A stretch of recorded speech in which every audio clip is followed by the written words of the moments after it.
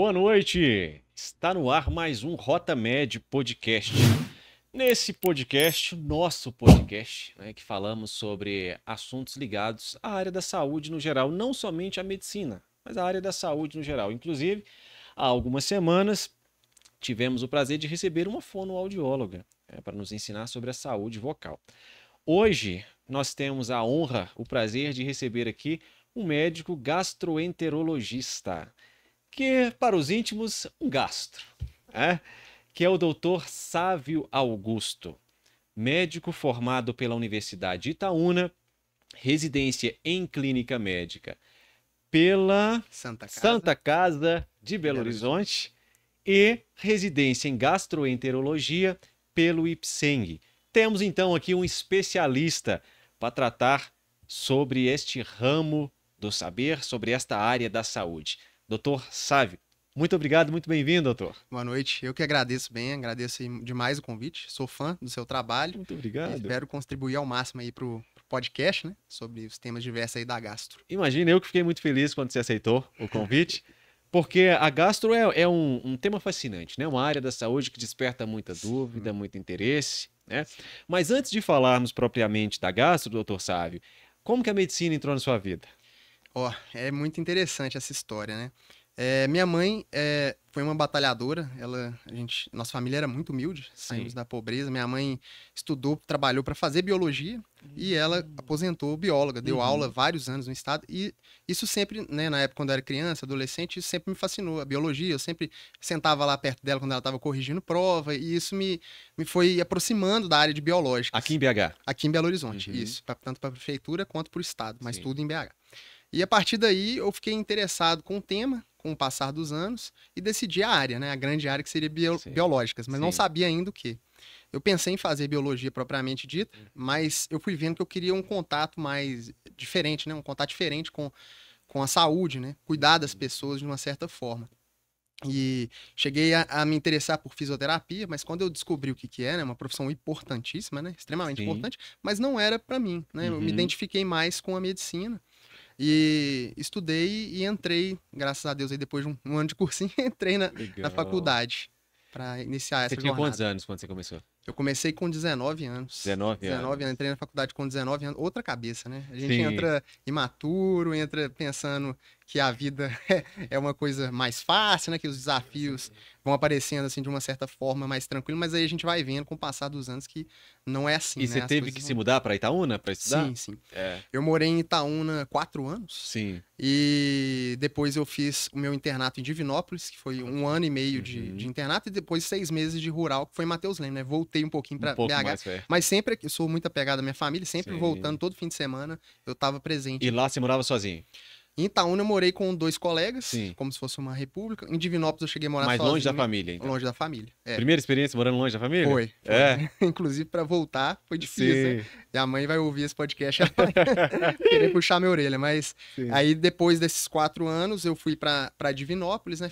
Aí lá eu fiquei sozinho mesmo, né? Num flatzinho pequeno. Fiquei 1 ano e meio lá. E depois a prefeitura tinha várias cidades no internato rural. Eu consegui ir para Mateus Leme, que eu queria vir mais para perto de BH mesmo. A própria prefeitura alugava uma casa e ficou 8 pessoas, salvo engano, da minha turma. Interessante. E a gente ficou lá 6 meses. Em Mateus Leme? Em Mateus Leme, isso. Bacana, muito legal. E aí, na medicina, não sei como é a grade lá da Universidade de Itaúna, mas você tem gastro em qual período? Então, na época, minha turma é a 5ª, né? Sim. A faculdade estava começando, se organizando. Então, foi muito focada para atenção primária, principalmente. Sei.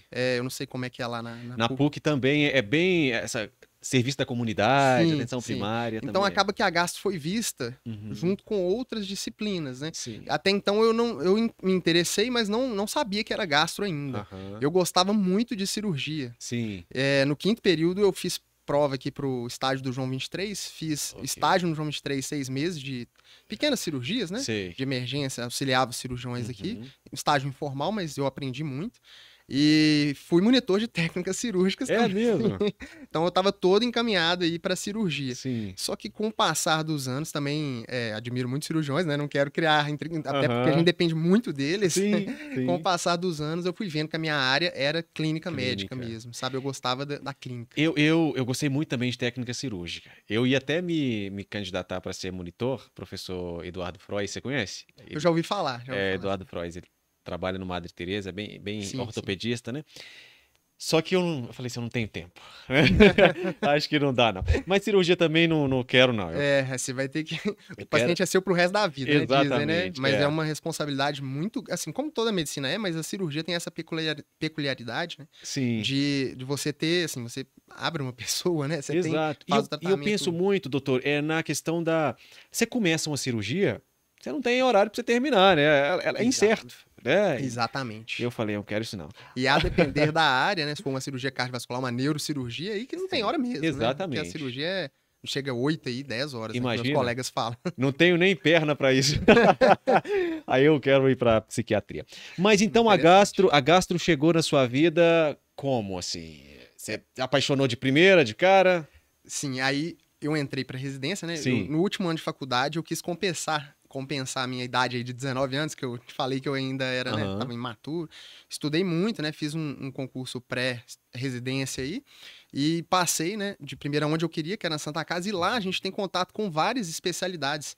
Inclusive tem uma extensa enfermaria de gastroenterologia, muito com preceptores excelentes, né? Vários doutores ótimos que eu aprendi muito e ainda aprendo, que a gente tem um network muito bom, sabe? E aí foi nesse contato lá na residência de clínica, né? Quando eu rodei na gastroenterologia, fiz o estágio de gastro, que eu gostei desse, ainda no R1, né? No primeiro ano de residência, que eu gosto muito disso. Assim, grande chance de eu querer isso, mas vamos ver. Ainda fiquei um pouco na dúvida, que a clínica me encantava de uma maneira geral. Aí no segundo ano da faculdade, a gente tem um mês que é um estágio optativo. Aí eu pedi pro meu chefe, lá na época da Santa Casa, para casar com as minhas férias, colar um estágio de, né, o optativo com as minhas férias, para eu poder tentar. Eu mandei e-mail para vários hospitais do mundo inteiro. E muitos me chamaram, mas uns eu tinha que pagar. Aí eu fui no que não precisava, né? Eu só paguei a minha despesa, né? Verdade, você foi para Portugal, né? Até esqueci de falar isso no princípio. Não, mas tranquilo. Fiquei em Coimbra, fiquei um mês em Coimbra. Foi uma época, assim, excelente. Viver outra medicina, assim, né? Você vê até algumas palavras difíceis, assim, que a gente não... Eu tive dificuldade de entender o português de Portugal no começo. Na passagem de casa, eles falam muito rápido. Algumas palavras, por exemplo, prontuário lá é processo. Só falar processo, processo o quê? Aí no final que eu fui compreender, falei, não, gastro tá muito interessante, eu quero fazer gastro. Aí eu quis fazer. E aí seguiu essa carreira aí. Sim. Bacana. Então, quando que o paciente geralmente procura um gastro, doutor? Vamos lá. O gastro é o médico, né, que avalia. Tem muita gente que fala, avalia da boca ao ânus, né? Todo o trato digestório. É claro que a gente divide muitas áreas, né? Por exemplo, na boca, o dentista, né, o profissional do ortodontista sabe muito mais que a gente. A gente sempre tem um contato, inclusive, com um bom dentista em algumas situações. Então, quando o paciente tem algum sintoma, seja do esôfago, seja a famosa gastrite, né, que depois nós vamos falar sobre isso um pouco, seja dor abdominal, diarreia, constipação, alguma coisa que envolva o tubo digestivo, né, esôfago, estômago, duodeno, restante do intestino delgado, intestino grosso, reto e ânus, e os anexos, né, o fígado, em algumas situações, é claro que tem o hepatologista, mas muitos gastros atendem algumas coisas do fígado também, e quando é uma situação mais complexa, referencia. E o pâncreas também, né, vesícula biliar, etc. Então, quando tem algum distúrbio em qualquer um desses órgãos, uma das coisas que me trouxe para cá, que eu achei interessante, que não era igual cardiologia, que era o coração, nefrologista, que é o rim. Eram várias coisas, então eu poderia variar, né? Atender intestino, atender fígado, né? Que é uma coisa interessante. E aí hoje, então, na sua vivência, você tá atendendo diversos pacientes com diversas queixas. Então pode chegar de manhã um paciente para você com um problema no estômago e outro no esôfago à tarde. Sim. E muitos casos a gente leva para discussão também, né? Porque o gastro, como eu falei, é um profissional que depende do cirurgião, depende do radiologista, né? Do imaginologista, depende aí do coloproctologista, né? O cirurgião do aparelho digestivo, o cirurgião coloproctologista. Então a gente está sempre discutindo. A maioria dos casos, geralmente, estão relacionados com estômago e esôfago, né? Ou, às vezes, uma diarreia, uma constipação é muito frequente também.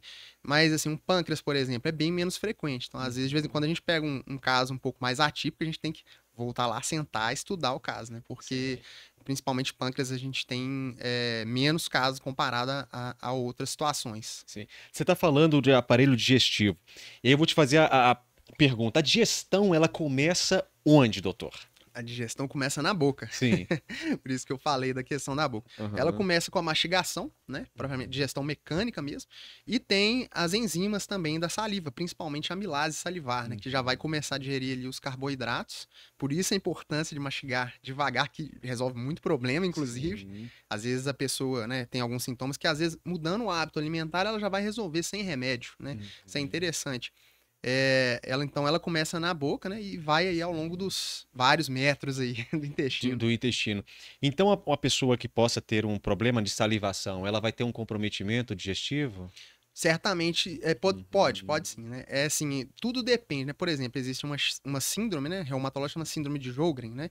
Quando a pessoa tem menos saliva e menos, menos produção de lacrimal é menor. Sim. Ela pode ter um comprometimento na digestão de aminoácidos, mas não que isso vá causar um problema para ela, né? Claro, pode acontecer, né? Tudo na medicina não é exatas, a gente fica, né? Pode ou não pode.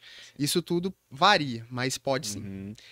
Então vamos lá, eu vou fazer o seguinte, já que nós estamos falando de um aparelho que ele é extenso, sim. Vamos começar de cima para baixo. Vamos lá. Então falando da boca, né? Em seguida, esôfago. Quais são os principais problemas que pode acometer o esôfago de um paciente?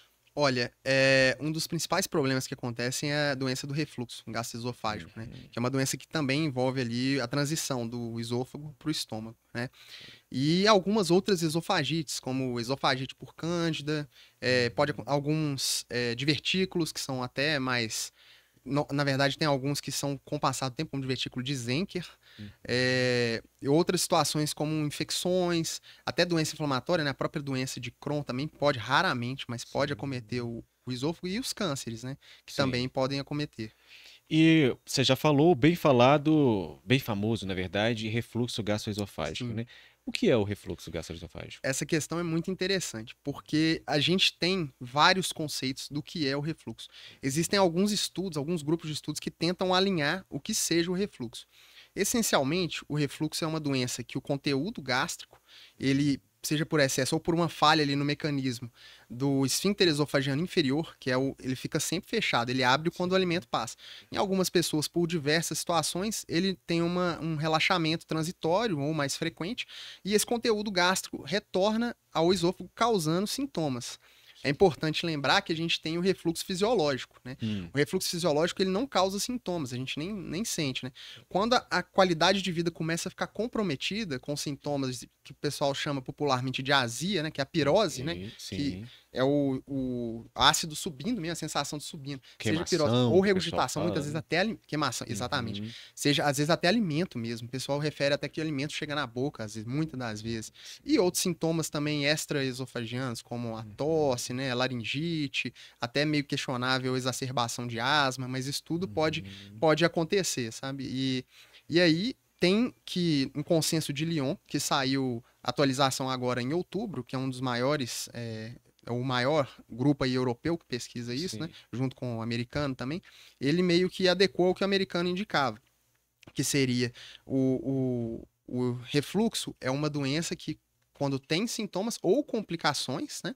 E existem os parâmetros objetivos, que seriam com o exame de pH-metria ou com alterações na endoscopia. A pH-metria, ela foge um pouco do nosso meio, mas temos aqui também disponível aqui em BH.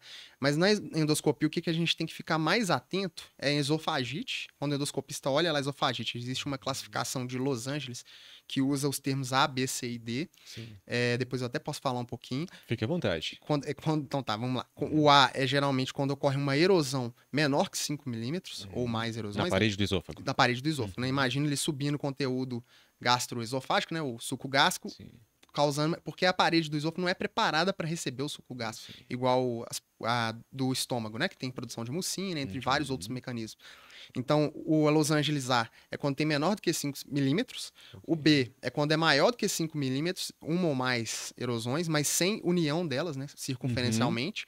O C tem a união, mas envolve menos do que 75% da circunferência esofágica. E o D, que seria o mais acentuado, é quando envolve mais do que 75%.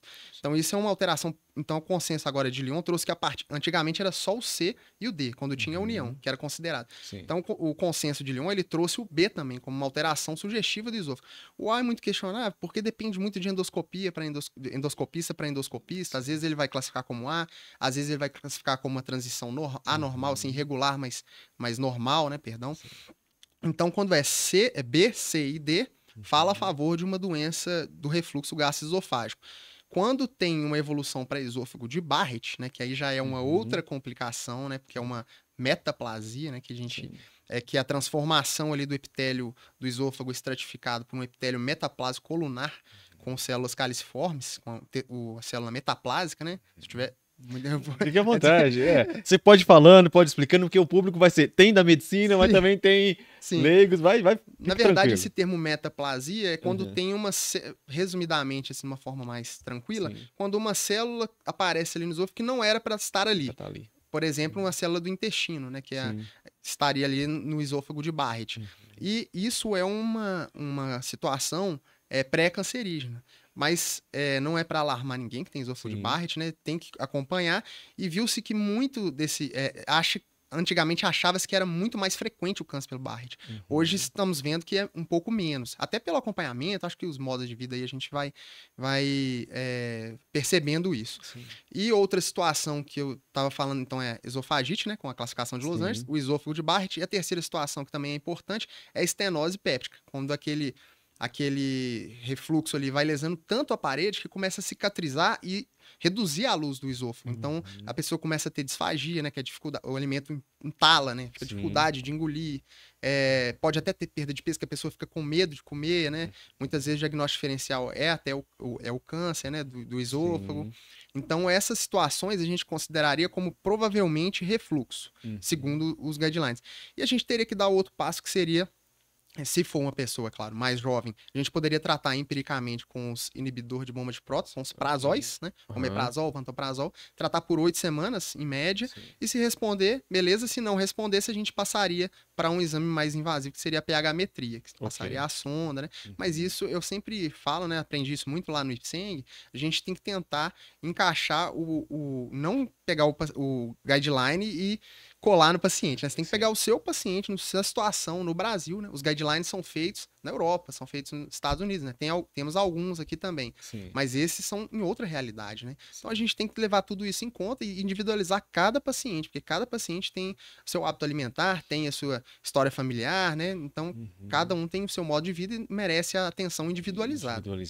Embora o refluxo gastroesofágico seja comum, uma patologia relativamente comum, né? Nem todo de 10 a 30% da 10 a 30% da população, nem todo mundo que tem sabe que é o refluxo, né? Exatamente. Ele imagina que seja várias coisas.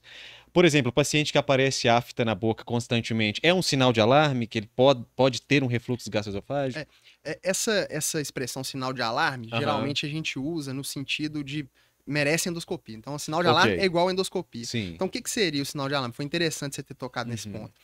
Seria a perda de peso inexplicada, seria o vômito de repetição, até pela estenose péptica também a pessoa podia vomitar, seria anemia, né? Seria o sangramento, né? Vômito com sangramento, a história familiar de primeiro grau para câncer, né? Isso, se o paciente for jovem, né, com esse sinal de alarme, ou mais idoso, né, a gente indicaria a endoscopia.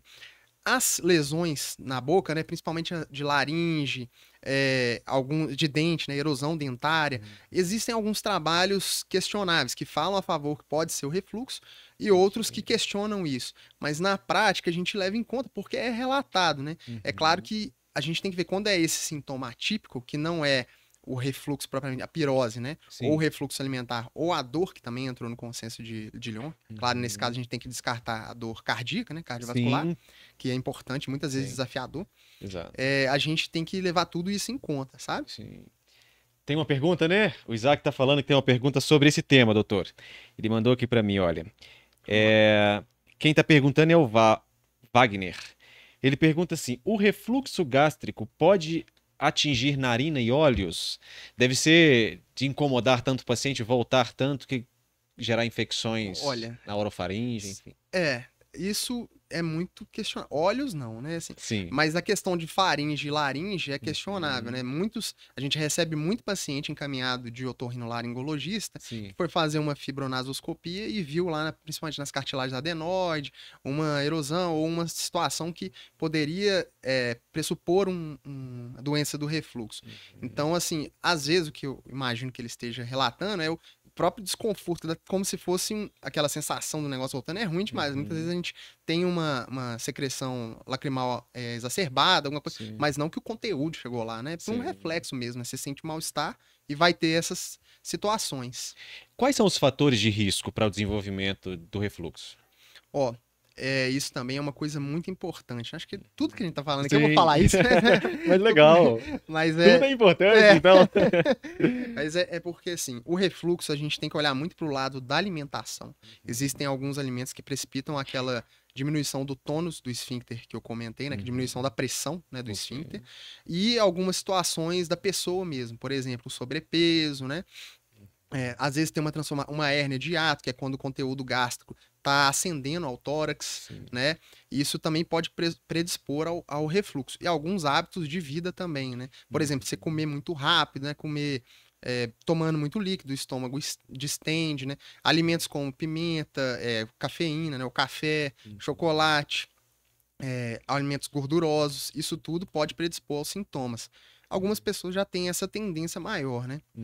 Mas o fenotípico, né? As coisas que a gente convive, isso aí contribui muito para os sintomas. Inclusive, faz parte do tratamento as orientações quanto a isso, né? Eu tenho uma listinha lá que eu peguei da época da residência, fiz umas adaptações, mas eu sempre passo uma dieta do refluxo, né? Claro que eu não sou nutricionista, mas umas orientações, o que ele deve evitar, o que ele pode fazer, não evitar de deitar 2 horas depois das refeições. Isso que eu ia te perguntar, comer e deitar. Isso causa demais, né? Pela própria, apesar do esôfago ter o peristaltismo ali, que teoricamente era para segurar aí essa pessoa já tem o esfíncter esofagiano inferior com esse hipotônus, né? Então volta mesmo, né? Se a pessoa come muito, principalmente à noite, fritura, né? E deitar logo em seguida, uma pode ter certeza que muitas das vezes vai ter um episódio de refluxo. Por que o bebê, ele regurgita tanto? Gorfa tanto?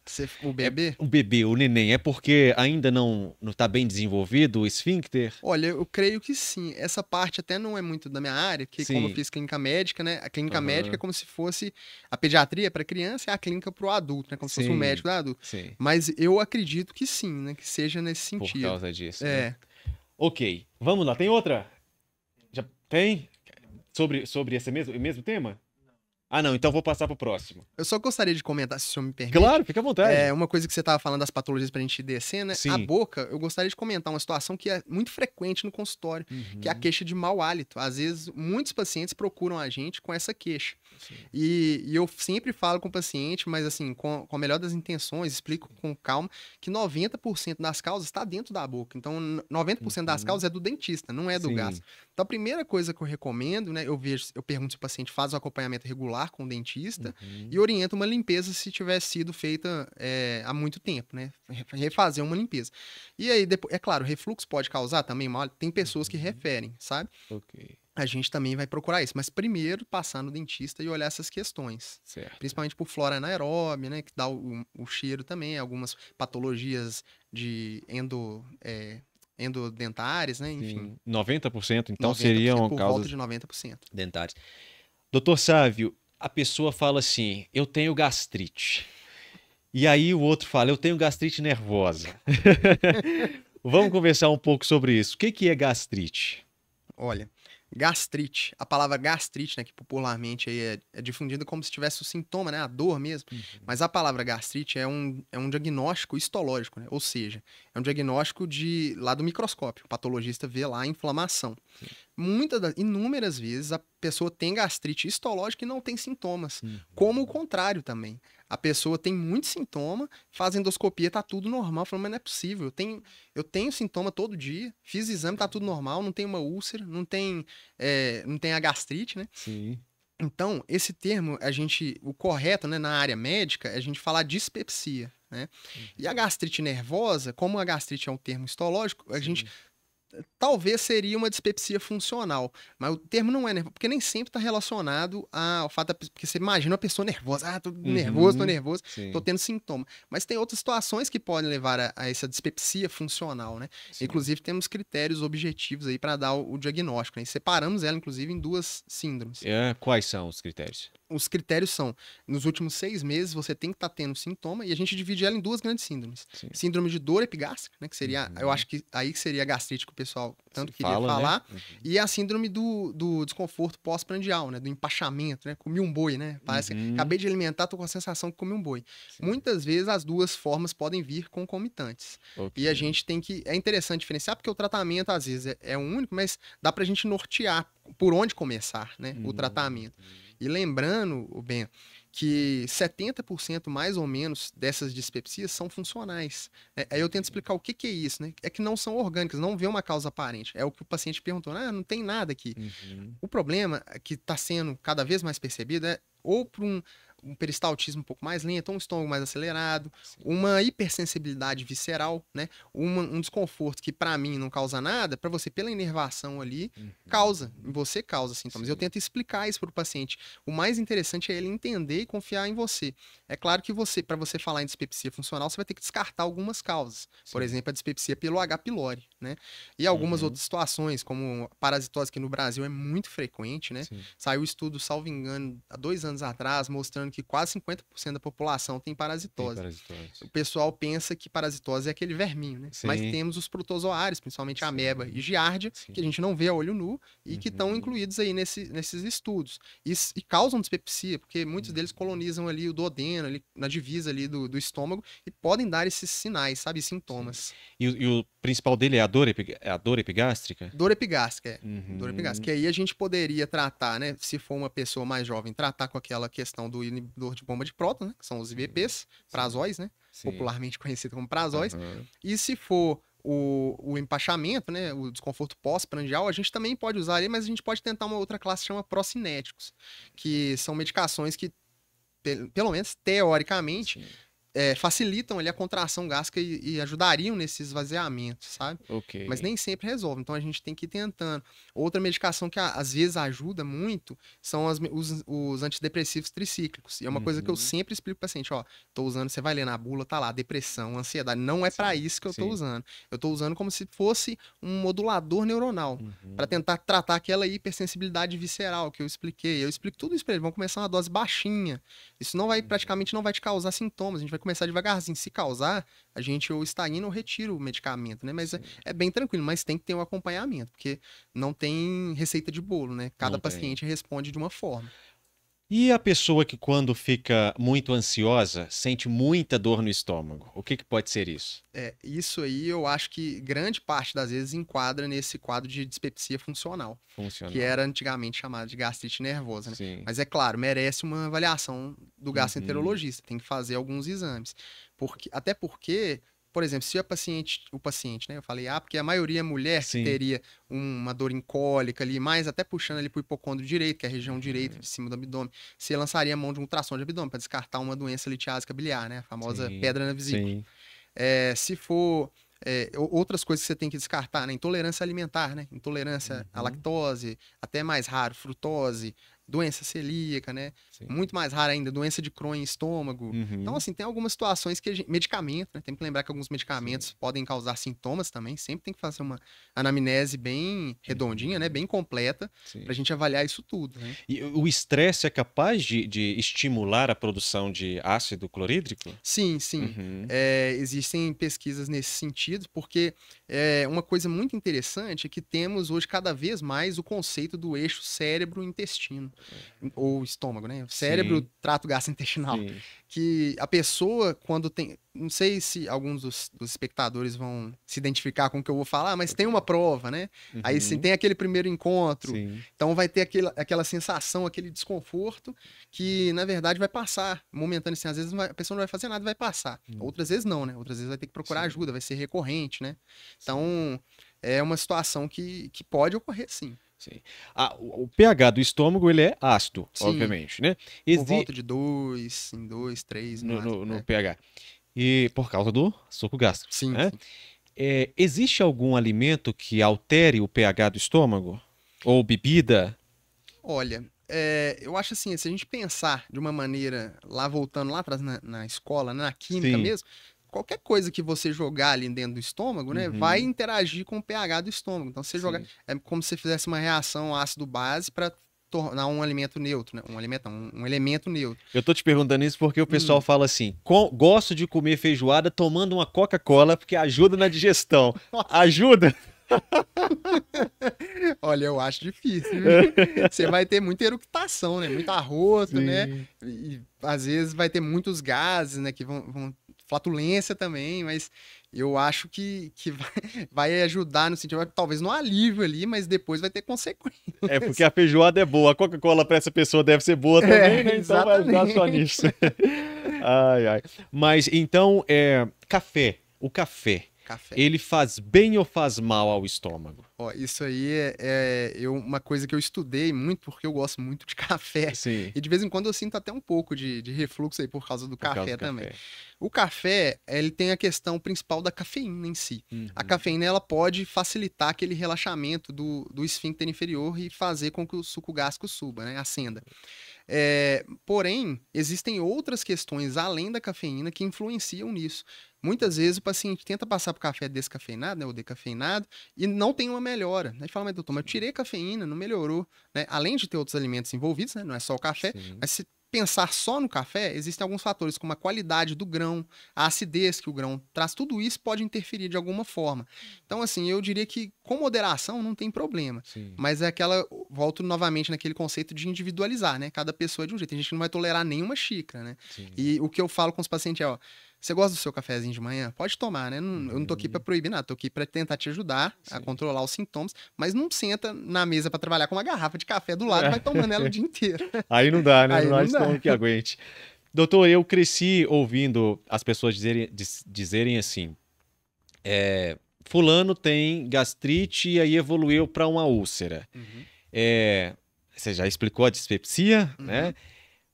O que é a úlcera no estômago, a úlcera do adenal, péptica? Vamos falar um Sim, pouco sim, sobre isso. sim. Olha, úlcera péptica é interessante a gente puxar lá da história, né? Que Uhum. antigamente, só avançando um pouco, o tratamento era só cirúrgico, né? Sim. Então, antes dos inibidores de bomba de própria, era abrir lá e, Uhum. dependendo se a úlcera estava perfurada, alguma coisa, você tinha Sim. que operar. Para chegar nesse ponto, você não tinha medicação, né? Chegava nesse ponto porque você não tinha medicação. Mas vamos lá. A úlcera, ela é, na verdade, um abaixamento da mucosa ali por lesão, né? Começa ali com uma erosão, né? Que é um machucado mesmo, e aquilo ali vai continuando até as lesões por perda de mecanismo de defesa ou por algum agente que está agredindo. O que seria esse agente? Principalmente o H. H. pylori, pylori. primeira causa, e a Uhum. segunda causa que a gente tem que lembrar são os anti-inflamatórios não esteroidais, que é uma causa muito comum de úlcera péptica, como você bem falou, gástrica duodenal, gastroduodenal, né? Uhum. Então, essa ferida aí sim não vai causar muita dor, né? Sim. Eu tenho o meu chefe da residência, ele falava: o estômago resmunga e o pâncreas grita. E o fígado aguenta o tranco. Porque muita gente chega, tô com a dor no fígado. Provavelmente não é o fígado. Sim, Então, assim, mas essa situação, o estômago não resmunga, não. Ele vai gritar. vai Que a gritar. úlcera dói. Dói Tem muito. aquela dor que o paciente refere até como se fosse uma facada mesmo aqui na Sim. boca do estômago, né? Uhum. Então, assim, pode ser também que às vezes não dói, principalmente depois da alimentação. Alguns pacientes referem isso, mas não é regra, tá? Sim. Então, existem um caso de úlceras assintomáticas também, né, por diversos fatores, mas é uma situação que tem que ser muito bem olhada, porque é uma coisa que tem que ter a pesquisa do H. pylori. Se tiver o H. pylori presente, a gente temos que erradicá-lo, né, temos que fazer o Tratar. tratamento, Sim. e se for anti-inflamatório ou outra droga, tentar afastar a causa aí, né, não, falar para não usar, né, ou pensar em uma alternativa aí para o tratamento da situação de base, aí. Mas a maioria das vezes os pacientes usam por conta própria, né? Muitas das vezes. Sim. Então, por isso que é interessante sempre consultar o médico, né? Para saber. Porque às vezes o paciente, não tô usando anti-inflamatório, não. Eu uso só ibuprofeno. É, Uso só nimesulida, né? Às vezes exato. confunde anti-inflamatório com Com antibiótico. Então, antibiótico. assim, é importante consultar com o médico para saber o que Sim. é que tá tomando, se pode ou não, por quanto Sim. tempo, né? E que Exato. mal que essas medicações vão te trazer.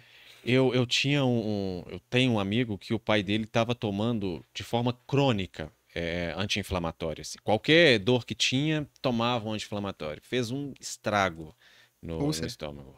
Eu não sei se chegou a úlcera, mas eu sei que foi uma coisa assim muito, muito ruim. O anti-inflamatório é uma droga muito interessante, né? Em diversas situações, é muito bem-vinda, mas tem essa cautela, né? Além de outros efeitos colaterais, como disfunção renal, que pode causar ali, né? Uma lesão renal, ou até mesmo um desbalanço aí na coagulação, podendo até, alguns estudos apontam maior risco de eventos cardiovasculares, né? Também com anti-inflamatório. Eu acho interessante o seguinte, tem nas bulas e nas caixas de todo medicamento, né? Que todo medicamento deve ser prescrito por um médico. O médico deve prescrever todo medicamento. Mas a gente sabe que no dia a dia há medicações que você compra sem receita. Sim. E é um problema, né? Porque a população ela não tem a consciência, por exemplo, do efeito que o medicamento mal utilizado pode gerar. Sim. Ele chega no balcão e eu quero um anti-inflamatório. Ele compra. Exatamente. Sem saber o tempo que tem que usar. Exatamente. Às vezes chega até, tô com H. pylori aí, às vezes até o profissional de saúde que tá lá atrás do balcão já passa alguma coisa que não é antibiótico, né? Sim. Às vezes passa só um omeprazol, não, toma isso aí, se não melhorar, você procura. Mas olha o tempo que ele tá perdendo, né? A gente sabe que a H. pylori é uma bactéria, né? Sim. Uma bactéria aí que já tá aí há muito tempo, né? Uhum. E que necessita, né, de tratamento com antibiótico. Inclusive, o esquema é triplo, né? Você vai usar aí, inicialmente, se não tiver alergias, né, a amoxicilina, claritromicina e o IBP, né, o prazol aí, por 14 dias, né, de manhã e à noite. Então, é um tratamento um pouco até agressivo, vamos dizer assim, né? E o diagnóstico? Porque o paciente ele pode ter H. pylori assintomático, né? Ela tá lá convivendo bem. Como é o diagnóstico para decidir que precisa de tratar? Então. O H. pylori, ela é a infecção mais comum do mundo. Estima-se que 50% da população tem H. pylori. E desses 50 aí, tem a estimativa também de que 85 não vão ter nada. Então, muitas pessoas vão morrer com H. pylori e não vão saber. Sim. Mas em algumas pessoas, não se sabe exatamente todos os mecanismos por trás disso, vão causar sintomas, né? Como essa dispepsia que a gente já comentou, até a úlcera, né? Se não tiver um controle. Então, geralmente, essas pessoas com sintomas vão procurar o médico e vão ser submetidas a uma investigação. Então, atualmente, pelo consenso brasileiro de H. pylori, achou H. pylori, a gente trata. Porque se achou é porque a gente está procurando por algum motivo, né? Pelo menos espera-se, né? Sim. Tem muita gente que quer fazer uma endoscopia do nada também, né? Mas se achou, a gente tem que tratar. Sim. E o tratamento com antibiótico? Com antibiótico, né? Os 14 dias. O consenso brasileiro, ele mudou de 7 para 14 dias, o último que saiu, para ganhar em torno de 10% a mais de eficácia, mais ou menos. Okay. E que todo mundo aceitou bem, né? Eu estive no congresso agora da Sociedade Brasileira do Aparelho, da Semana Brasileira do Aparelho Digestivo, perdão, lá no Rio, e foi falado muito disso também, da questão do H. pylori, né? Da nova medicação, que é o inibidor de canal de potássio competitivo, que é o vonoprazan, enfim, cada vez mais estudos aí, né? Se a gente não acompanhar, a gente vai ficando para trás. Você tá falando aí sobre os inibidores da bomba de prótons, né? Omeprazol, por exemplo, que é o mais conhecido. Sim. É outro, né? Que a pessoa compra livremente no balcão da farmácia. Qualquer dor, vou tomar um omeprazol que passa. Quais são as vantagens e desvantagens do uso da medicação? Claro que prescrita vai ter vantagem, né? Quando que passa a ser um problema, o tempo de uso? Sim. Eu acho assim, toda medicação, quando bem indicada, a gente sempre vai ter risco, né? Se você for ler a bula da dipirona, você não toma nem dipirona. Nada. Ela deve ser bem indicada, toda medicação. Ela passa a ser um problema quando a indicação não é concreta. Muitas vezes o paciente chega no seu consultório, tá tomando omeprazol. Por que você usa omeprazol? Para diminuir a acidez do estômago. Por quê? Não sei. Então, assim, às vezes não tem uma indicação muito precisa. E tem muito mito aí por trás do omeprazol. Até separei algumas coisas aí para falar também, mas principalmente o que a gente sabe hoje é que ele pode alterar a flora bacteriana, pode causar alguma diarreia, algum supercrescimento bacteriano aí, e estima-se também que ele possa causar algumas carências nutricionais, como a baixa de magnésio e vitamina B12. Isso, a relação, a evidência não é ainda aquela evidência super robusta, né? Mas temos estudos falando isso. Aproveitando o gancho, né? Que eu sei que muita gente vai ficar curioso com isso, e eu já até adianto, porque muito se ouve falar que o omeprazol, os prazóis em geral, causa Alzheimer ou câncer gástrico.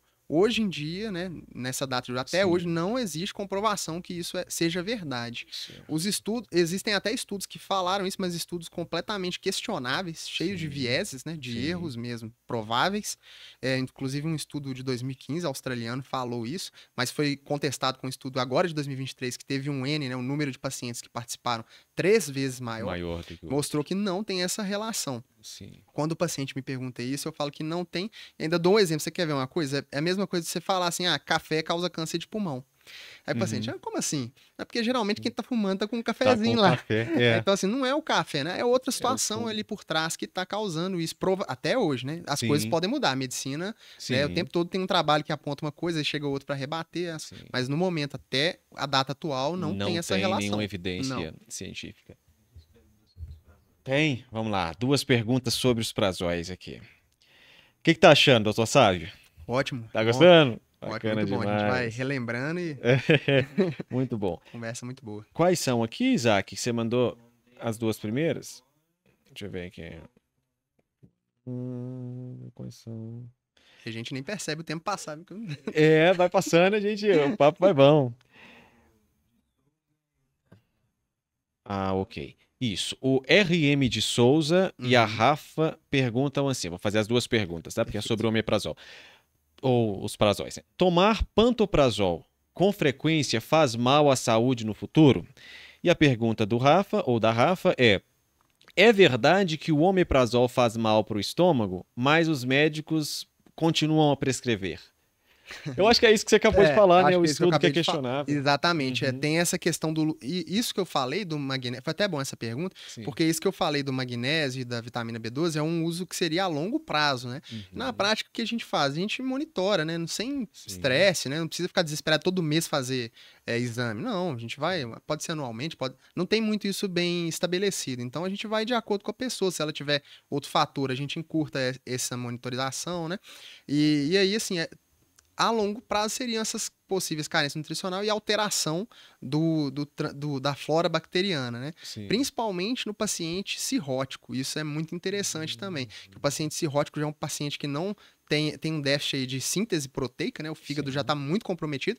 E dentre as proteínas estão as imunoglobulinas, né? Que são aí, fazem parte do sistema imune. E como elas estão assim precárias, vamos dizer, a depender do estágio aí da cirrose, a gente evita usar medicação em excesso, principalmente o omeprazol, que pode alterar aí a flora intestinal, causar um prejuízo, uma infecção que pode ser fatal no cirrótico. Vamos falar então agora do vizinho do estômago, né? Um pouco, né? Fígado. Figueiredo. Isso, Figueiredo. Quais são as principais patologias que acometem o fígado? O fígado, assim, tem muito... A gente poderia ficar aqui 1 hora falando, mas assim, as que mais... Se eu for para escolher uma que está mais em destaque, eu escolheria, que até mudou de nome muitas vezes aí na última década, é a doença hepática, né, esteatótica associada ao metabolismo. Muito conhecida como NASH, ou como gordurinha no fígado, né? A famosa gordura no fígado. Isso é um grande problema de saúde pública atualmente, principalmente no hemisfério norte, ali nos Estados Unidos, e no Brasil não está sendo diferente. As coisas, o paciente está ficando... Porque é uma doença associada ao metabolismo. Exatamente.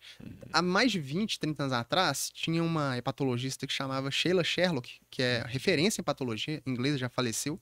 Ela já falava que essa doença gordurosa é um reflexo da síndrome metabólica no fígado. E hoje em dia isso está muito evidente, né? Hoje, mas é de admirar a sabedoria dela, é muito interessante, tem até livro, depois você dá se interessar, é bem bacana. Mas o que é isso, né? O que é gordura no fígado? Porque muita gente tem gordura no fígado. O que eu tento explicar? A gordura no fígado, ou gordura visceral, né? É a gordura... Lá na patologia, a gente tem, agora puxando um pouco para medicina, a gente tem a apoptose, que é a morte programada. Mas antes disso, a gente tem a degeneração. O que é a degeneração? Antes disso, assim, né? Em alguns casos. Né? É um processo que não leva, pelo menos, à morte celular inicialmente.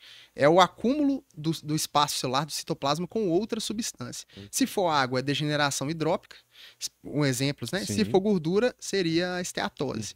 Então, nada mais é do que um acúmulo intracelular maior do que 5% dos hepatócitos, porque até 5% é considerado comum. Então, acima disso, é considerado esteatose. Mas quando que tá? Porque muita gente vai pensar, mas eu tenho gordura, é perigoso gordura no fígado? É ou não é, né? A resposta é depende. De vários pacientes que têm gordura no fígado, em torno aí a minoria, né, salvo engano, 10%, vão ter, além da esteatose, uma inflamação e balonização de hepatócitos, que é a degeneração hidrópica de hepatócitos, ou acúmulo de água dentro das células do fígado, né, dos hepatócitos. Quando tem essas três, a gente está diante, né, ou seja, a gordura no fígado, a inflamação e a balonização de hepatócito, a gente está diante de uma esteatohepatite mesmo, né? E essa esteatohepatite, por que ela é perigosa? Porque ela leva à fibrose se não freada. E a fibrose, se não freada, pode virar uma cirrose aí em décadas, né? Inclusive, é uma causa tão comum que está até em alguns amostruários aí de estudos, está ultrapassando o álcool, né? É mesmo? Exatamente. Muita gente pensa que cirrose só é causada pelo álcool, né? A causa mais comum atualmente, né? Não sei ao certo se é a mais comum, mas tá muito frequente, é a doença hepática gordurosa associada ao metabolismo. E o que causa? Você já falou mais ou menos, né? A mesma coisa que causaria a síndrome metabólica. Então, principalmente, você pensa no paciente diabético, pode ter paciente com sobrepeso ou com uma obesidade visceral mesmo, aquele paciente que tem aquela barriguinha de chope, né? Pode causar. O paciente, até hipertensão tem sido agora, teve um estudo recente que hipertensão, até algumas outras distúrbios de glândulas que estão mostrando, até o GH mesmo, pode ter uma certa interferência, umas situações que ainda estão para ser validadas, mas tudo aponta que também tem essa interferência, sabe? Que pode causar essa esteatose hepática. E quando a gente fala então da esteatose hepática, de gordura no fígado, como você falou popularmente, a pessoa pode pensar assim, eu não sou gordo, eu sou magro, então não há o risco. Não tem nada a ver, né? O magro pode ter... Existe o que a gente chama de, pelo menos o nome antigo, né? Agora deve mudar, chama Lean NASH, né? Que é o NASH do magro, né? Com IMC normal, né? Se for pensar só no IMC. Então, é mais difícil ter, mas pode acontecer. Principalmente em descendentes ou na população asiática. Né? É mesmo? Sim, tem esse fato curioso aí, que eles têm muito essa questão aí da esteatose, pode ter. E lembrar, bem, que a esteatose, nesse caso, por isso que mudou o nome, até acredito, que é associado, que antes era esteatohepatite não alcoólica, né? Mas esse esteatohepatite não alcoólica engloba várias coisas. Por exemplo, hepatite C poderia causar uma esteatose. Alguns remédios podem causar esteatose. Então, quando a gente fala esteatose causada pela síndrome metabólica, é que a gente está falando da doença hepática relacionada ao metabolismo, gordurosa relacionada ao metabolismo. E quais são os sinais dessa patologia? As fezes do paciente vai alterar? Não, esse é o grande problema. Muitas das vezes ela é silenciosa. A gente, como eu falei, o fígado aguenta o tranco. Você vai acabar descobrindo aí no ultrassom que você vai fazer por outro motivo. A maioria das vezes não dói, né? Tem algumas pessoas que referem um desconforto, né? Até pela individualidade dos sintomas de cada um, mas a maioria das vezes vai ser uma descoberta acidental. E isso até é interessante porque nós, gastroenterologistas clínicos também, devem pensar ativamente, devem antecipar isso. Uma pessoa que tem uma síndrome metabólica, tem uma obesidade ou um sobrepeso, às vezes é interessante já fazer um ultrassom para dar uma olhada, apesar que não é um método examinador dependente, mas já é um norte aí para você se guiar. Né? E o tratamento, como é? Tratamento, a única coisa, os pacientes ficam bravos com isso, mas o que tem evidência é a perda de peso, né? Então, assim, o tratamento hoje em dia, a gente tem medicações para levar a perda de peso. Existem duas medicações que podem ser usadas, que são até muito questionáveis. Eu usei pouquíssimas vezes, que é a vitamina E no paciente não diabético e medicações também para o paciente diabético, sabe? E, assim, a gente não costuma usar. Na prática, porque o que resolve mesmo é a perda, não tem jeito. Mudança de hábito de vida. Exatamente. Então, se for para escolher uma droga, eu acho que claro, tem que ter aí uma participação junto com um endocrinologista, né? Mas talvez um análogo de GLP, né? Que seria as glutidas aí, o Ozempic, o famoso Ozempic, ou Saxenda, né? Para objetivar a perda de peso. Mas lembrando, né? Até orientando o paciente que isso vai ser uma ponte, né? Ninguém quer ficar usando isso para sempre. Não é para isso. Doutor, o que causa esteatorreia? Esteatorreia são... O que é esteatorreia, né? Primeiro, a esteatorreia é gordura nas fezes. Geralmente são déficits absortivos. Uma situação que o intestino ele não está conseguindo absorver a gordura, ou tem gordura em excesso que vai causar. Um exemplo clássico de esteatorreia é a pancreatite crônica, né? Que é uma situação que o pâncreas ele já não está produzindo lipase o suficiente e acaba que o bolo fecal, o quimo, né? Não é O bolo fecal não, né? Porque é bem antes. Ah, É o bolo alimentar, né? sim. Ele não é bem digerido. E isso vai se refletir lá embaixo, lá na esteatorreia, né? Gordura nas fezes. Tem outras causas também, né? De outras doenças, mas o principal, se for pensando aí, Tá mais relacionado ao pâncreas. Sim, sim. Que tá. Vamos falar dele então aí. A gente geralmente liga o pâncreas à insulina, né? Mas não é só insulina. Não, É? insulina aí seria para os endócrinos, né? Exato. Mas para gastro a gente pensa principalmente nas pancreatites, né? Sim. Pancreatite aguda e a pancreatite crônica. Além do câncer também, né? Que aí tem a parte do oncologista que anda junto com a gente. O que é essa pancreatite? Pancreatite, né? O sufixo it, ele fala sobre inflamação. Assim como a gastrite, né? Sim. A pancreatite é uma inflamação do pâncreas. E o que causa essa inflamação? A maioria das causas é a doença litiásica biliar. Estima-se aí que 70% ela e o álcool. Primeiro ela, depois o álcool. O etilismo abusivo, né? Assim, muito intenso, que vai causar essa pancreatite. É aguda, né? Sim. E existem outras causas um pouco menos frequentes, como a hipertrigliceridemia, né? E quando eu falo de hipertrigliceridemia, eu não tô falando de um triglicérides ali, que o valor é mais ou menos até 150. Eu não tô falando de triglicérides de 200. Tô falando de 800, de 1.000, mais de 1.000. É um exagero, muito exagero. Que o sangue, a amostra do sangue dá até... No laboratório, eles percebem que o sangue tá cheio de gordura. Mesmo, né? É um sangue diferente mesmo. Sim. E isso pode causar. Algumas outras. Aqui no Brasil tem o escorpião amarelo, que pode causar mais raramente, né? Que é o Tito cerulatus, salvo engano. E algumas medicações também podem causar, né? Tem várias, mas as mais comuns é a etiologia biliar, né? Alcoólica e aí hipertrigliceridemia também entra aí nesse meio. E o pâncreas tá ali, né? Único, aliás, é um órgão só, né? E por que quando como que eu posso colocar isso para não soar polêmico, né? Deixa eu pensar, viu? Gastro é polêmico. Gastro é polêmico, né? Por que geralmente as infecções ou os problemas no pâncreas evoluem tão rápido e com a gravidade maior? Porque... É interessante porque, assim, o pâncreas, né? Como ele é um local que está retroperitoneal, e ele tem essa inflamação do pâncreas, vai causar um sequestro do terceiro espaço, né?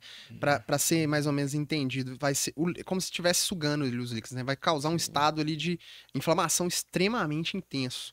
E isso é muito rápido, né? A evolução disso é muito rápida. Então, uma coisa que eu falo de antemão é pancreatite é igual internação.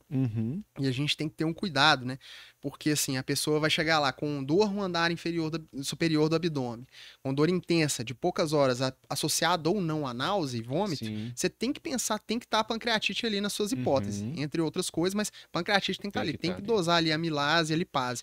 Até atualmente está se falando mais em dosar só a lipase, mas a maioria das pessoas dosa a amilase e a lipase para ver se 3 vezes maior do que o valor de referência, somado à dor, né, já fecha aí 2 dos 3 critérios de Atlanta que configuram o diagnóstico de pancreatite. O terceiro seria alteração na tomografia, na imagem, que na maioria das vezes não é necessária, inicialmente, porque demora para ocorrer essa transformação. Então você vai pedir ela quando você está pensando em outra coisa que pode ser assim, muito fortemente. Se for para escolher um exame para usar naquele momento, concomitantemente, seria um ultrassom de abdômen. Para você já investigar se tem cálculo biliar, porque é a causa mais comum, então a gente tem que pensar naquilo. E o paciente, aí já puxando até para o tratamento, ele vai estar vomitando, vai estar com dor intensa, a gente tem que dar uma grande quantidade de soro, né? Alguns guidelines falam até de 250 a 500 ml por hora. Isso é muita coisa. Só que você não vai fazer isso e virar as costas e sair. Você vai ter que ficar ali reavaliando. Né? Se você tiver um ultrassom point of care, você vai usar, ver as linhas lá do pulmão, se tá tendo congestão, né? A veia cava. E aí você vai diminuindo de acordo com cada paciente, com a resposta de diurese, né? Você vai levar tudo isso em consideração no tratamento. Aí me pergunta também da dieta, né? Porque tinha um conceito do repouso pancreático. O pâncreas tá lá, você tem... Isso caiu por terra, né? Por que a gente não vai dar comida no começo? Porque o paciente não vai tolerar. O paciente mesmo, ele não precisa preocupar com isso, porque de 24 horas, principalmente nas 24 horas, ele vai estar vomitando, ele vai estar com dor intensa, então ele não vai tolerar. O paciente pedir comida, isso é um ótimo sinal. Então, a alimentação precoce tem sido cada vez mais isso, que diminui o tempo de internação, diminui a mortalidade, e isso é muito interessante. Então, juntando a hidratação com a alimentação precoce e o controle álgico também, né? Que tinha muito também, pelo menos o risco teórico, que a morfina contrai o esfíncter de Oddi, que poderia causar uma piora da pancreatite. Isso também não é verdade. Se o paciente tiver, pelo amor de Deus, a pancreatite dói demais. Muito, dá o né? remédio pro paciente, que essa hora ele precisa mesmo. Sim. Então, assim, não menospreze a dor do paciente com pancreatite, é muito intensa. E uma coisa que eu queria falar muito, acho muito importante falar isso, amilase e lipase, na grande maioria das vezes, mais de 99%, a gente não tem que ficar dosando sequencialmente. Amilase e lipase, eu até brinco. Tinha que mudar o nome para amilase diagnóstica, lipase diagnóstica. É pro diagnóstico. Porque tem gente que você vê até no prontuário, escreve lá, curva de amilase e lipase. Nossa, que dá uma dor no coração. Por que a gente não faz isso? Porque ela não infere prognóstico. Então, assim, a amilase, uma pancreatite com amilase de 500 pode ser muito pior do que uma pancreatite com amilase de 3.000. Isso não quer dizer que o paciente vai evoluir mal ou bem. Né? Então, assim, é pro diagnóstico. É claro que algumas outras situações, algumas outras complicações, você pode até voltar a dosar, né? Mais pra frente, né? Amilase só lipase ou amilase lipase. Mas a princípio é só uma vez. Uma vez. E o pessoal conhece muito a dor típica da... nem sei se eu posso dizer dor típica, né?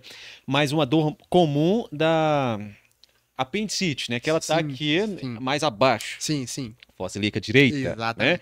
A da pancreatite, então, é mais na parte alta do abdômen. Referida muito como dor em faixa, né? Dor em que faixa. Irradia pro dorso. Mas a gente tem que sempre ter um pé atrás, que a gente às vezes fica querendo esperar tudo igual tá no livro, né? Mas essa dor não é em faixa, eu não vou pedir. Mas tem um paciente idoso que já se apresenta com qualquer situação, às vezes com uma infecção de urina, por exemplo, se apresenta de uma forma diferente. Com a pancreatite também pode ser.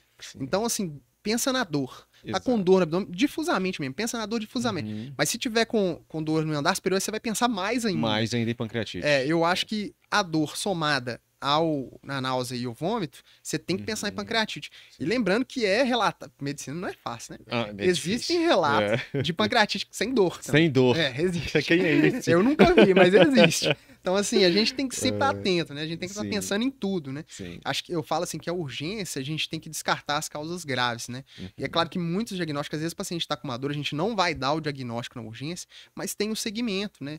A urgência a gente vai dar o diagnóstico quando é uma coisa que tá gritando ali, como o pâncreas, né? Vai gritar. Então, assim, muitas das situações a gente orienta o paciente, olha, aqui eu vou dar uma analgesia, a gente faz um rastreio inicial para descartar coisas graves, mas a gente vai dar sequência, ou se você tiver seu gasto, você vai procurar seu gasto, e dar sequência na investigação a nível ambulatorial. Sim. E aquele paciente que fala contigo assim, doutor, como em seguida dói, é uma cólica que eu sinto. Pode ser colelitíase? Olha, pode, viu? Aham. Principalmente se a paciente for mulher, né? Se for mais jovem, se tiver história na família, se tiver alguma outra situação que aponte para isso, como uma dor em cólica, né? E aí vale a pena lembrar, bem, que a gente tem esses termos, são confusos até pra gente, os estudantes de medicina, que a gente tem colelitíase, colecistite, coledocolitíase e colangite. São coisas diferentes, né? A doença litiásica biliar engloba isso tudo. Né? Isso tudo que eu falei. A colecistite é inflamação. Não, vou começar pela colelitíase. Colecistolitíase, que é o nome completo, é a presença de cálculos na vesícula biliar. Famosa pedra na vesícula. Pedra na vesícula. Que causa dor? Pode causar dor. E o cálculo ele pode impactar lá no infundíbulo e voltar. Isso dá cólica, né? A colecistite, teoricamente, é quando esse cálculo impacta lá e causa uma inflamação envolvendo bactéria, que é uma questão de urgência cirúrgica, né? Tem que operar. Aí, dependendo da situação, vai ter que usar... Que o paciente chega lá, às vezes tá num processo que tá tão inflamado que o cirurgião até posterga a cirurgia, porque a chance de fístula, de lesão de via biliar é tão grande que às vezes é melhor esperar, com o paciente internado recebendo antibiótico. A coledocolitíase é quando o cálculo já saiu da vesícula e caiu lá no colédoco. Pode causar sintomas e é interessante que em idosos, principalmente idosos, causa muita dor e emagrecimento, que o paciente fica com medo de comer, muitas vezes simulando um câncer. A gente acha que o paciente está perdendo peso, está com a dor, acha que às vezes até um câncer, mas é um cálculo enorme lá no colédoco. E aí vai cursar com icterícia? Pode, sim. Dependendo, muitas vezes transitória, né? Porque o cálculo ele fica impactado e vai deslocando. Então tem os picos de bilirrubina, né? Quando tá impactado e a bile fica estagnada, aumenta. Aí ele desloca, tem uma passagem e diminui. Então pode ser uma síndrome ictérica, sim. E a colangite é a pior delas, que é uma emergência mesmo, é uma infecção da via biliar ali, que é praticamente, que a doutora Camila, né, que veio aqui e falou, é uma sepse, né? Sim. Colangite é uma sepse, praticamente, Sim. né? Você pode tratar ela com uma urgência, assim, porque é uma das infecções piores que a gente tem, assim. O paciente evolui mal muito rápido se você não fizer nada, sabe? Ok, e quando o paciente está lá Você viu no exame de imagem, não sei se é muito comum pedir, mas está lá os cálculos, né? Sim, sim. Quando é recomendado a cirurgia? Quando a intervenção cirúrgica é recomendada? Isso é interessante, porque foi a polêmica que eu tive no Instagram, eu fui sei. bem criticado, mas se você for ler os guidelines, né, eu tô seguindo o que tem na literatura, respaldado na literatura. Exatamente. Depende da situação. A gente vai analisar a seguinte coisa. Esses cálculos foram encontrados por acaso? O paciente não estava com dor, foi fazer, sei lá, foi fazer a tomografia da coluna, tava com dor de coluna lá, e fez a tomografia do abdômen todo e viu lá que tinha cálculo. Foi fazer por um outro motivo. Aí a gente tem algumas coisas que falam a favor da cirurgia no paciente assintomático. Por exemplo, um cálculo maior do que 3 centímetros. A vesícula esclerotrófica tão avançada, né, que é a vesícula que está machucada ali de tanto contrair, não tem mais, já perdeu a função, né? Eu lembro que a vesícula, ela não produz bile, né? Muita gente ela armazena, né? A bile. Então ela já perdeu essa função de armazenamento, ela já não contrai para jogar a comida para jogar a bile quando a comida chega no duodeno.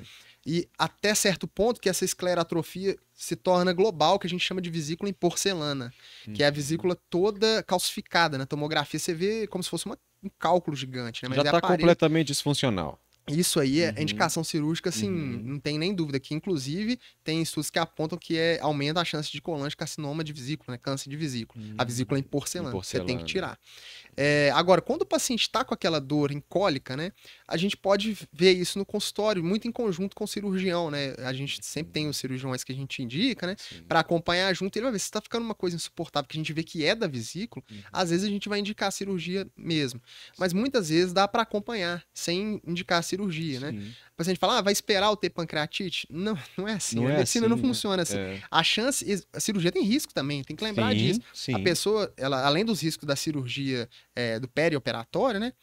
Operatório, tem os riscos depois, por exemplo, uma diarreia colerética, né? Que a pessoa não vai ter mais o reservatório, é como se fosse a bile babando ali o tempo inteiro no tubo digestivo. Em algumas vezes, as pessoas podem ter diarreia secundária a isso, na maioria das vezes transitória, costuma resolver, mas outras vezes não, outras vezes vira uma diarreia crônica, né? Acima aí de 4 semanas. Então, sim, a gente tem que pesar tudo isso na hora de decidir. Agora, colecistite, né, que é a inflamação, tem que tirar a vesícula, né? Na pancreatite biliar, a gente indica tirar a vesícula na mesma internação, se possível. Entendi. Sabe? Porque a gente sabe ali que aumenta muito a chance. E tem que explicar para o paciente que a chance de cálculo diminui demais, mas não acaba, né? Como a vesícula não produz a bile, pode haver cálculo primário no colédoco. É bem menos provável, mas pode acontecer. E o cálculo no colédoco, ele vai provocar também as fezes esbranquiçadas ou não? Sim, se ele tiver naquela situação que você comentou, de causar uma síndrome ictérica, ele pode causar as fezes, né, esbranquiçadas e a urina em Coca-Cola, né? O pessoal fala colúria e a colia fecal. Isso pode acontecer, sim. Em qualquer síndrome ictérica, na verdade, obstrutiva, né? Quando a gente pensa em colestase, em estase de bile. É isso que eu ia te perguntar. Então, o paciente viu lá que as fezes estão mais esbranquiçadas, né, do que o normal. Perdeu a sua coloração típica. O que pode ser? Tudo isso que você falou. Sim, sim. A primeira coisa que a gente vai ter que ver é se o paciente está ictérico também, né? Porque muitas vezes o paciente nem percebe, né? Tá olhando para as fezes, mas às vezes não olha o espelho e vê que tá amarelo. Principalmente onde tem as células que tem elastina que vão aderir mais à bilirrubina e causar, né? Geralmente debaixo da língua, na esclera do olho. Então, se ele tiver ictérico, a gente vai pensar numa síndrome obstrutiva. Existem alguns alimentos que podem modificar aí a coloração das fezes. E outra situação também é daquela desabsorção, né? Às vezes as fezes com muita gordura, o paciente vai entender que tá branca, né? Ou de outra cor, né? Verde, né? Assim, depende muito do que o paciente... Inclusive, a gente tem uma escala de fezes, não sei se você conhece, a escala de Bristol. Não conheço. Muitas vezes eu pego ela e mostro pro paciente, ó. Aí a cor Não, o aspecto. É o aspecto, de 1 sim. a 7, sendo 1 e 2 constipação, né? Sim. 3 e 4, até às vezes 5, normal, geralmente 3 e 4, e de 5 a 7 mais diarreia, sendo 7 água mesmo, sabe? Aí às vezes o paciente não consegue explicar, tá assim, mas não tá coisa, tá pastoso, não. Então, peraí. Aí eu abro lá, me mostra aqui, mais ou menos. Aí ele eu até brinco, sabia que tem escala pra fezes. Tem isso também. Que legal, doutor Sábio.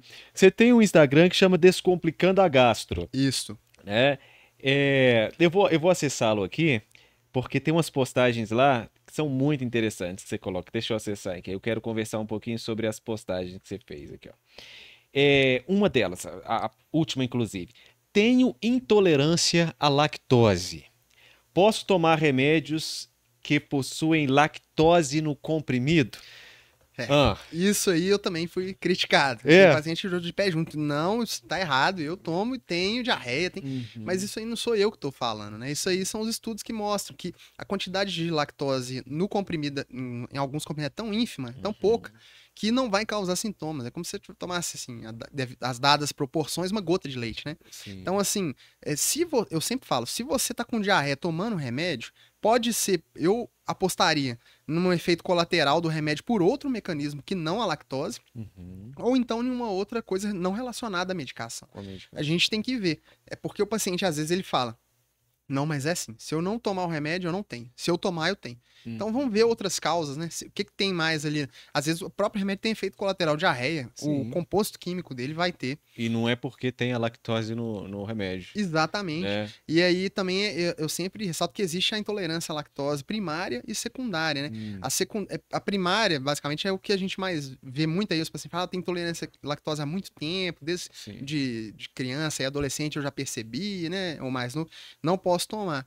Mas a gente lembra que a lactase, ela fica ali nas velocidades, bem na pontinha, ali, bem no topo do intestino. Sim. Por que eu tô falando isso? Porque quando tem uma inflamação ali no intestino, uma enterite, né? Pode ser até uma gastroenterite mesmo, por bactéria, por vírus, qualquer seja a etiologia, pode causar uma falha ali na absorção de lactose, porque a lactase está comprometida ali na inflamação. Por causa da infecção prévia. Exatamente, vamos dizer assim, né? Para ficar mais fácil de entender. Sim. Então, isso é uma coisa que existe e eu considero muito na hora de avaliar os pacientes com essa situação, sabe? Sim. Muitas das vezes até falar, eu não tinha condição de tomar leite, e passa um tempo, tratou, voltou, tá tudo normal. É porque o intestino vai reparar ali, né? A inflamação vai cessar e as células, teoricamente, vão voltar à função normal, né? Espera-se, né? Você estava falando da primária e da secundária. A secundária é quando tem essa infecção, quando tem a afecção, melhor dizendo, né? Que pode ser infecção ou pode ser por uma doença autoimune, né? Uma outra situação, né?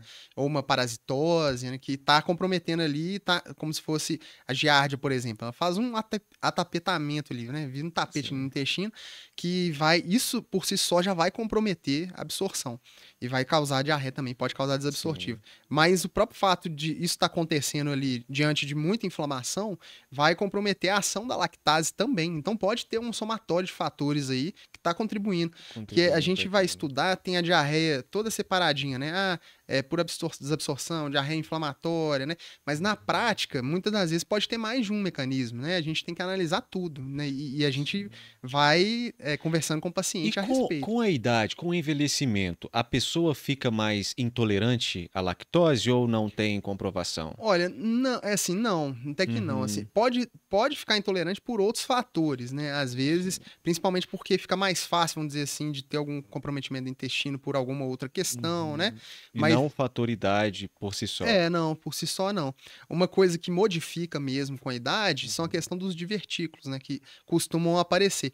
Divertículo por si só, muitos autores não consideram doença, né? Esse seria um envelhecimento quase normal do intestino. Eu falo quase normal porque tem a ver com hábitos de vida também. O divertículo, o que é? Ele é como se fosse uma exteriorização ali da camada do intestino, formando uma orelhinha ali mesmo, né? Que é um pseudodivertículo, na verdade, porque a camada muscular não vai lá junto. E a doença em si é a diverticulite, né? Quando tem a inflamação do divertículo ou o sangramento diverticular. Porque quando tem essa projeção externa, muitas vezes ele leva um vasinho junto. E tem maior chance de ruptura e causar um sangramento. Que é a principal causa de sangramento de hemorragia digestiva baixa, inclusive. Tem uma pergunta aqui, doutor, justamente sobre isso. Eu vou ligar sobre sangue, né? Sangue nas fezes. Aí você está falando sobre hemorragia digestiva baixa. Quais são as principais causas de sangue nas fezes? Então, aí a gente tem que ver também, avaliar outra situação. Como que esse sangue está nas fezes? Ele está sangue vivo, fora das fezes? As fezes estão escurecidas, o que mais pastosas e mais fétidas, que a gente chama de melena, né? Então, primeiro a gente vai ter que, pra gente diferenciar o que tá, quando a gente vê lá na anatomia, né, tem o estômago, o duodeno e ele finaliza no ligamento de Treitz, né? Então, a definição mais antiga, tem uma moderna querendo mudar a localização, mas a que a gente mais usa é essa. Sim. Acima do ligamento de Treitz é uma hemorragia digestiva alta. Abaixo do ligamento é uma hemorragia digestiva baixa. Isso é importante para a gente situar o que está causando. Quando é uma hemorragia digestiva alta, a gente pensa principalmente em sangramento por úlcera, sangramento varicoso, em paciente cirrótico, né? Com hipertensão portal. E outras situações mais incomuns, né? Como um vaso anômalo, que a gente fala lesão de Lafoire, ou uma úlcera de Cameron, que é quando tem a hérnia de hiato tão grande que pode lesionar ali a transição do esôfago para o estômago, né? Que seria o esôfago, né? Mas é o estômago do tórax que causa um sangramento. Ou a Mallory Weiss também, que é muito falada, que é o vômito, você vai vomitando, que machuca ali e sai sangue depois de um tempo. Sim. E isso a gente pensa em hemorragia alta, né? Que são as principais causas aí, resumindo então, úlcera e varizes. Mas a hemorragia digestiva alta nem sempre vai cursar com vômito. É isso que eu tô entendendo? Sim, nem sempre. Porque tem a hematêmese, né? Que a pessoa chega a vomitar esse sangue. E tem o melena, que muitas vezes é produto de uma hemorragia digestiva acima do ligamento de Treitz.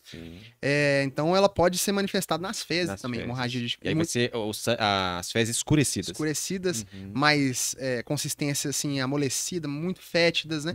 Essa questão do fétida é até meio difícil de mensurar, mas principalmente com aquele aspecto ali muito borra de café que eles falam. Aspecto de borra de café. Então aí seria alta. Seria alta. E a baixa? A baixa seria o sangramento vivo mesmo, sabe? Que seria, muitas vezes, às vezes o paciente evacua e na hora de limpar com o papel ou higienizar, sai sangue. Aí percebe. Isso aí você tem que pensar numa lesão mais ali, uma hemorroida, uma lesão mais orificial ali, perto do ânus mesmo. Mas outras vezes ele pode evacuar sangue. Tem vezes que o paciente fala, nossa, eu sujei o vaso sanitário inteiro de sangue. Eu sentei lá e saiu praticamente só sangue. E saiu de uma vez um tanto e parou. Isso é clássico de sangramento por divertículo, hemorragia diverticular. Então a gente tem que pensar nisso também. Se não parar, existe uma porcentagem que não para, a gente também tem que pensar, mas tem que pensar em outras causas, né? Então a gente tem que ver que a indicação de colonoscopia para investigar isso aí. Pode ser uma angiodisplasia ou até mesmo câncer, né? Que o câncer também sangra, ele vai crescendo ali, necrose, sangra, e é uma causa de hemorragia. Outra manifestação de hemorragia digestiva é a forma oculta, né? Que a gente vê no sangue oculto de fezes aí. Tem pergunta, né? Perguntou sobre a coisa? Então deixa eu ler a pergunta dela aqui. Cadê? Rosângela? Isso. Ela fala, exatamente. Fezes com cor muito escura. O que quer dizer? Exatamente. Então, assim, pode ser melena, né? Tem que ser avaliado por um gastroenterologista, um médico, mas pode ser por uma composição de alimento mesmo, né? Não sei, assim, pelo menos, eu já ouvi muito relato, quando como muito chocolate, as fezes saem um pouco mais escurecidas.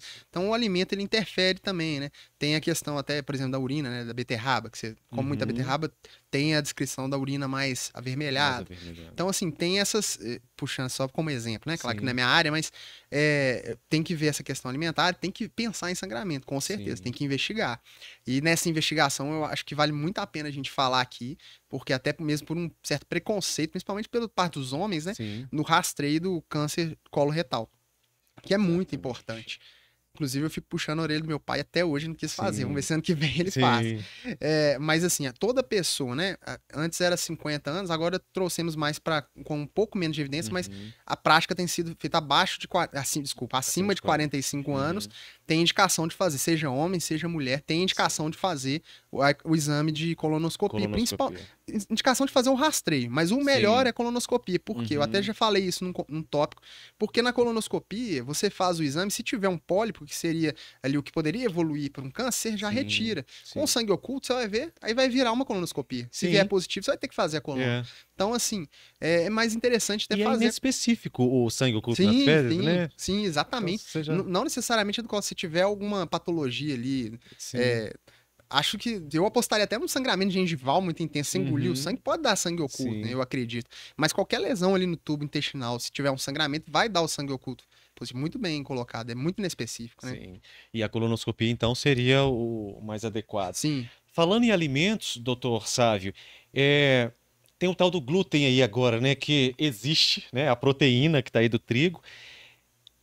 Muito tem se falado agora sobre a doença celíaca, né? Que não se falava muito antes, Sim, agora está se falando mais.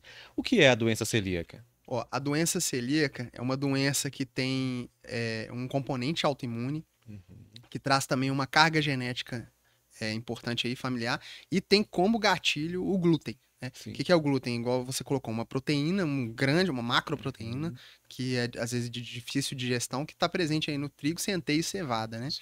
Então, a diferença, né, da doença celíaca, ela vai se...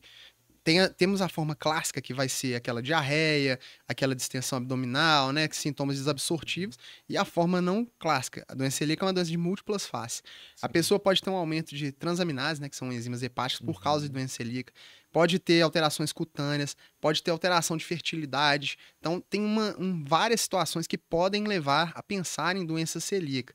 E é importante demais porque a gente diferenciar, porque tem pessoas que falam, eu sou intolerante ao glúten, mas você tem doença celíaca? Não sei, né? Fica naquele negócio. A gente tem que diferenciar, é muito importante. Sim. Por que é importante? Porque na intolerância ao glúten, a gente vai comparar aí com a intolerância ao glúten não celíaca, que eu falo, né? Não celíaca. Vai comparar com a intolerância à lactose. A pessoa vai ter aí um sintoma, né? Vai passar mal, mas pode comer, né? Sim, pode ter a lactase no caso da lactose. Mas na doença celíaca, a recomendação é não alimentar glúten mesmo. Né? É uma mudança muito importante, tem que ser acompanhado pelo nutricionista, tem que ser acompanhado pelo gastroenterologista, muitas vezes até pelo psicólogo, né? Porque é uma mudança de vida que muitas vezes a pessoa fica comprometida, pelo menos inicialmente, socialmente, né? Sim. Vai num local e tem dificuldade de adaptar, mas para tudo tem uma saída. A gente pode... É interessante essa relação boa médico-paciente para tratar, para se traçar a meta junto, né? Sim. Tentar achar ali situações para... Mas é interessante também a compreensão da família. Porque sempre, né? Ainda mais que tá chegando Natal agora, sim, né? Na reunião lá da família de Natal, fala, não, só um pouquinho, mas não pode, porque aumenta a chance de câncer, principalmente linfoma, né? Do aparelho gastrointestinal. Então, assim, a recomendação é não se alimentar. E tem caráter genético? Sim, tem caráter genético. Tem até um exame que a gente pode pedir, né, na investigação, mais pensando em excluir a doença ali, que chama HLA-DQ2, DQ8. Que é um exame de traço genético que ele é usado para excluir. Por que ele é usado para excluir? Porque de 30% a 40% da população normal vai ter esse anticorpo, esse exame alterado, e não vai ter doença celíaca. Okay. Mas virtualmente 100% dos pacientes com doença celíaca tem esse exame. Então, se você está positivo, né? Se você está na dúvida se o paciente tem doença celíaca, o paciente já chega com a dieta sem glúten, né? Já tirou a dieta. Se você dosar esse exame e vier negativo, você tá com tem uma segurança enorme de falar que ele não tem doença celíaca, sabe? Okay. Pode ter uma desabsorção não celíaca, uma intolerância não celíaca, pode ter outra doença desabsortiva, mas o valor preditivo negativo, a especificidade é muito alta, né? Sim. Em torno mais de 95%, né? Alguns trabalhos falam até em 99%, 100%. Chegou uma pergunta da Verônica. A Verônica pergunta assim, olha, tem algum estudo ou remédio, ela coloca remédio entre aspas, para celíacos poderem consumir o glúten? Tem. Isso até foi falado no congresso, né, que eu fui, mas ainda não está aprovado, né? Está em pesquisa, né? Não tem indicação de usar, não é comprovado que vai ter desfechos desfavoráveis, né? Isso aí é uma coisa lá para frente, a gente tem que ficar otimista aí para ter, mas no momento, infelizmente, a gente não pode indicar. Então, hoje, ao diagnóstico é retirar suspensão do glúten da dieta. É. Ok, doutor, tem mais uma aqui. A ingestão do glúten por um paciente celíaco pode causar câncer? Então, o paciente é celíaco e ingere glúten? Sim. Foi o que eu comentei. Principalmente o linfoma, né? Linfoma do aparelho gastrointestinal. Existe a chance, sim, real mesmo de causar isso. Por isso, a indicação de suspender o glúten, porque é bem considerável, né? Certo. Você tem uma didática muito boa. Você é professor? Eu já fui professor. Tá ano passado eu tive que largar por causa da outra profissão. Né? E aí eu pretendo voltar um dia. É uma didática maravilhosa. Me fala 5 mitos que envolvem a gastroenterologia. Alguns eu até já falei. Sim. Eu separei aqui, tem alguns que eu acho que vale a pena a gente falar. Sim. A questão do glúten, né? Que é a questão da que eu te falei do natar. O paciente pode começar um pouquinho, não, isso é um mito. Infelizmente, não vai poder comer, né? Sim. A outra coisa que eu também comentei, acabou que eu comentei várias coisas. Fique à vontade, pode repeti-los. Que o álcool é a única causa de cirrose, né? Muita gente acha isso, né? E não é. Temos várias. Temos doenças metabólicas, né? Temos doença genética, né? Hemocromatose hereditária, doença de Wilson, né? Que seria um metabolismo do cobre, doenças autoimunes, né? Hepatite autoimune, colangite biliar primária, colangite esclerosante primária, doenças virais, hepatite B e C, principalmente, e outras causas mais raras.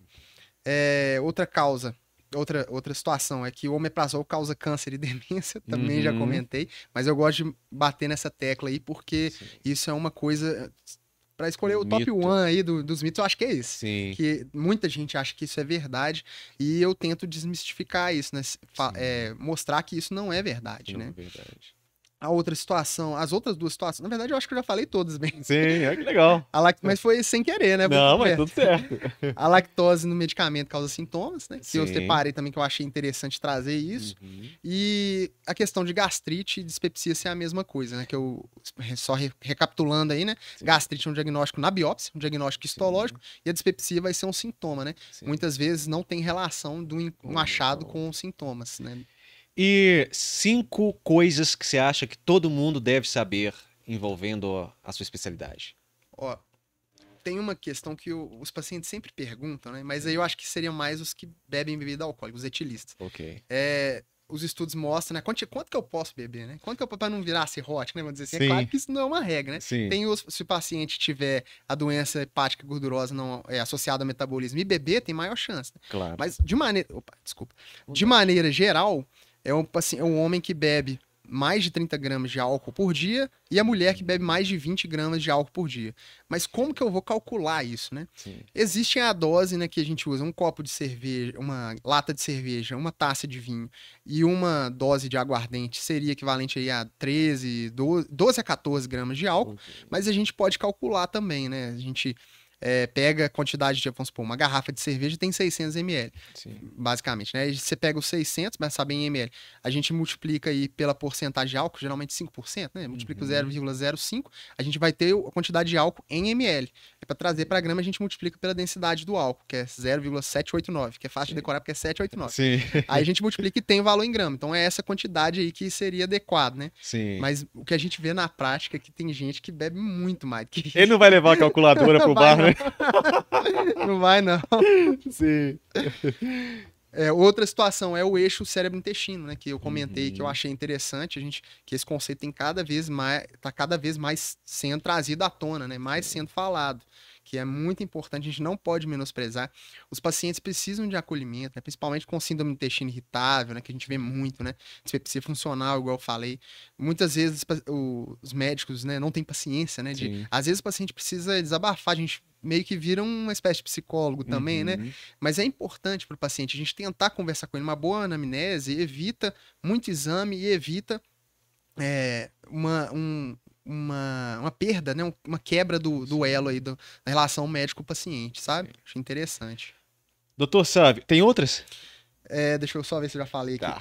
A importância da esteatose, já comentei, Sim. né? E a questão do parasita também, que a gente tem que sempre lembrar, né? Que 40% mais ou menos da população tem parasitose. A parasitose. O estudo foi feito em adolescentes, né? A gente tem a tradução indireta aí para o adulto, mas Sim. deve ser um pouco mais. A gente come muito na rua, né? Na correria do dia a dia, às vezes come uma salada, alguma coisa Sim. que a gente não sabe bem da procedência, a gente tem que pensar. Tomar cuidado, né? Sim. Nessa sua trajetória como gastroenterologista, tenho certeza que você já ouviu e participou de muitas histórias dos pacientes, né? Fala pra gente algumas que tenha te marcado. Olha, e eu vou trazendo desde a época da residência, porque tem umas Sim. que marcaram tanto assim que eu acho que vale a pena mencionar. Uma foi quando eu dava aula, que minha aula era prática no ambulatório, né? Então eu ensinava exame físico, né? Essas coisas assim. Mas a gente atendia paciente real, né? Sim. Então tinha uma moça, né? Que era uma jovem, por volta de 20 anos, que ela tinha até morado em Portugal, mas estava meio confuso, tinha feito uma biópsia hepática, estava sem o exame em mãos, estava com exames incompletos. e tava com uma suspeita de doença de Crohn, né? Que é uma doença inflamatória intestinal, e também com uma doença hepática e que até então não se sabia o quê. E aí eu falei, não, vamos começar do zero, tá muito bagunçado. Assim, é claro que a gente vai biopsiar de novo, a biópsia tava tranquila. Mas a gente fez vários exames e eu consegui chegar no diagnóstico para ela. E eu ajeitei o tratamento, assim, de acordo com o que a gente tem. Ela até conseguiu a droga que ainda não é aprovada pela Anvisa especificamente para colangite esclerosante, que é o ácido desoxicólico, que para CBP, né, que é a colangite biliar, funciona muito bem, mas para esclerosante não tem comprovação. Seria o uso off-label. Isso, off-label. Mas ela chegou até a resposta bioquímica, né? Não se sabe se vai ser uma resposta histológica, mas pelo menos bioquímica. O que é isso, né? As transaminases, gama-GT, fosfatase, tudo despencaram, caíram, normalizaram. Sim. E aí, infelizmente, eu não consegui acompanhar mais ela, que eu tive que sair, porque eu tive outro serviço que dá sequência. Se ela estiver assistindo, manda ela dar um relato aí pra você. Não, ela até pegou meu telefone, que esses casos, assim, os pacientes com as doenças mais complexas, né? Às vezes eu passo o telefone pra conversar. Os pacientes sempre têm dúvida, eu não vejo problema. Assim, de passar, não acho bacana. Muito legal. E tem alguma outra história?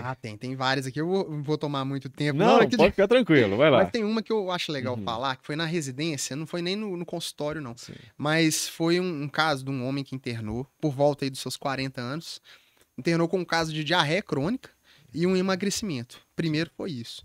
Mas emagreceu muito, né? É claro, veio à mente câncer, veio à mente HIV, veio à mente outras doenças, até diabetes, né, que a gente tem que lembrar que também emagrece, mas foi investigando e viu que ele tinha uma lesão na endoscopia, lá no duodeno, né, depois do estômago, a primeira porção do intestino delgado, estava toda comprometida, tinha uma duodenite, uma inflamação muito importante do duodeno. Pensou-se em doença celíaca, investigou, veio negativo, e ficou aquele negócio, ninguém descobriu que ele tinha. Sim. Aí tem um professor que eu tive, né, que eu acho um dos maiores exemplos que eu tenho, que é o Dr. Leandro, até falar o nome dele, que ele é muito diferenciado. Daqui de BH? De Belo Horizonte, Leandro Ribeiro. Ele olhou aquilo, aquele negócio, você bate assim, pela experiência da pessoa, ele estuda muito, fala, a gente tem que descartar a doença de Whipple, né? E até então eu tinha ouvido falar só no cursinho lá da residência do Whipple, né? Aí, vamos, né? Vamos fazer.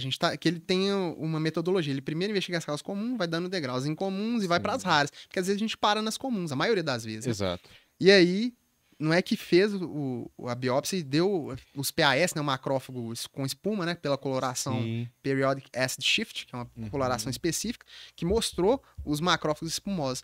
A doença de Whipple, né, uma doença rara, causada pelo Trophorema whipplei, que é uma infecção que usou antibiótico aí por alguns meses, né, que é um tratamento mais prolongado, né, como semelhante à tuberculose, que é tratamento mais arrastado, e o paciente respondeu absurdamente, ganhou peso rapidão, assim, foi impressionante. E nesse caso, eu gosto de falar dele, que ele teve uma outra situação mais interessante, que no momento do tratamento, ele fez uma síndrome de reconstituição autoimune, que é semelhante ao HIV. Quando a gente trata o HIV, às vezes o paciente pode ter isso.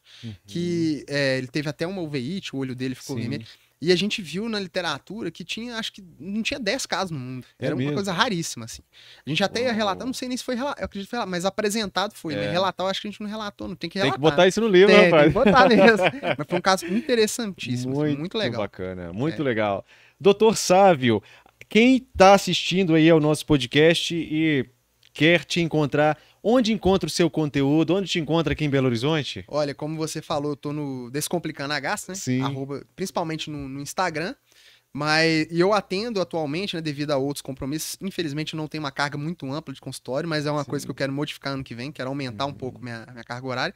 Eu atendo uma clínica chamada Núcleo de Endoscopia, que fica na área hospitalar, próximo ao hospital da Unimed. Perfeito. Que faz exames, uma clínica ótima, inclusive. É @Descomplicando a Gastro, né? Exatamente. Recomendo, viu, pessoal? É muito legal. Muito legal. É um Instagram bem bacana. Tem tanto doutor... em vídeos dele mesmo falando, quanto postagens. Por exemplo, tem um aqui, olha, só que eu não vou mostrar para vocês ficarem curiosos e irem lá no Instagram dele. Um pouco sobre a vesícula biliar. Aí tem toda uma postagem. Alimentos que causam gases, tem outra postagem. Aí esse aqui, ó, é bem interessante. Você já ouviu falar em eu não vou conseguir falar isso. Calprotectina. Calprotectina fecal? Já ouviu falar? Não? Então vai lá no Descomplicando a Gastro com o doutor Sávio que você vai ouvir. Muito obrigado, doutor. Eu que agradeço imensamente. Prazer, viu? Prazer imenso. Gostei demais aí de participar. Obrigado mesmo. Como eu falei no começo, reforçar, admiro muito o seu trabalho, Muito sua obrigado, pessoa meu aí, querido. estudando aí. Bacana demais você levar isso pra frente, né? Fico feliz. E sempre que precisar, tô à disposição. Foi uma honra a sua presença aqui. E eu ia te perguntar isso. Se te convidar de novo, você vem? Venho, vamos combinar. Vamos pronto. combinar. Pronto. É isso, gente. Olha, todos os especialistas que passam por aqui, eu sempre digo, neste primeiro bate-papo, é isso, nós vamos falar de geral. E ainda assim a gente não consegue falar tudo, porque a gente só tem experts aqui, né? Só especialistas. Mas para os próximos convites, a gente pega lá um assunto, por exemplo, doença celíaca, vamos falar sobre isso. E aí o doutor vai trazer casos e a gente vai explorar muito melhor, tá bom? Então você que acompanhou até aqui, eu sempre falo, olha, tenho certeza que pelo menos com algum dos assuntos abordados aqui você se identificou, ou alguém ao seu redor se identificou. Faz o seguinte, nós vamos disponibilizar os cortes dessa entrevista, nós vamos disponibilizar reels dessa entrevista. Então você pega, compartilha com essa pessoa que você pode salvar vidas aí. Tá bom? Eu quero agradecer a presença da Bruna, que está aqui acompanhando o Dr. Sávio, arquiteta. Arquiteto hospitalar. Arquiteto hospitalar. Fiquei sabendo dessa especialidade da arquitetura. É muito interessante.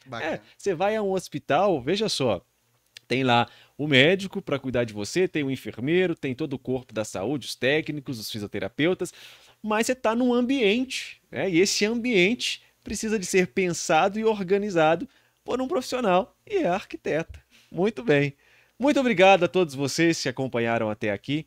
Até o nosso próximo programa. Um abraço. Muito obrigado. Um abraço. Muito obrigado.